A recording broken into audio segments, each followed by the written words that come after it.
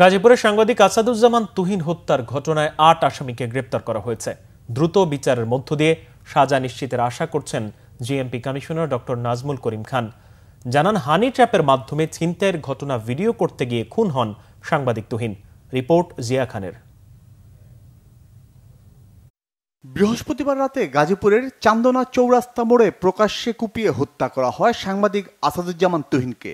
হত্যার সে দৃশ্য সিসি ক্যামেরার ফুটেজ ছড়িয়ে পড়ে সামাজিক যোগাযোগ মাধ্যমে। নড়েচড়ে বসে আইনশৃঙ্খলা বাহিনী।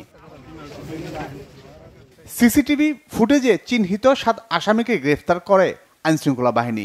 পাবনার চাটমোহর থেকে ফয়সাল হাসান, কুমিল্লার হোমনা থেকে শাহজালাল এবং সুমনকে গ্রেফতার করা হয়। এর আগে তুহিন হত্যার মূল পরিকল্পনাকারী মিজান ওরফে কেটু মিজান, তার স্ত্রী গোলাপি, আল আমিন ও স্বাধীনকে গ্রেফতার করা হয়।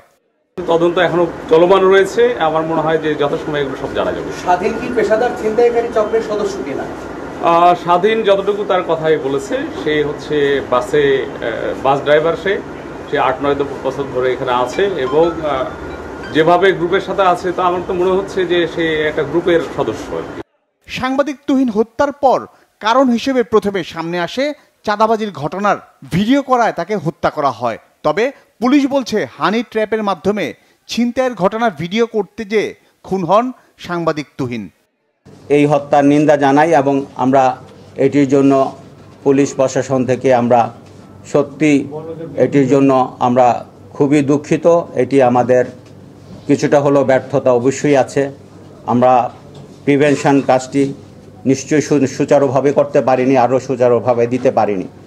আমরা এরপরে চেষ্টা করেছি ভিডিও ক্লিপ দেখে আমরা তাদের ক্রিমিনালকে চিহ্নিত করতে। আমরা ৮ জন ক্রিমিনালকে ভিডিও ক্লিপ দেখে আমরা শনাক্ত করতে পেরেছি। তুহিন হত্যার প্রতিবাদ ও বিচারের দাবিতে দেশের বিভিন্ন জেলায় মানববন্ধন করেছে সাংবাদিকরা। জিয়া খান, বাংলা ভিশন, ঢাকা।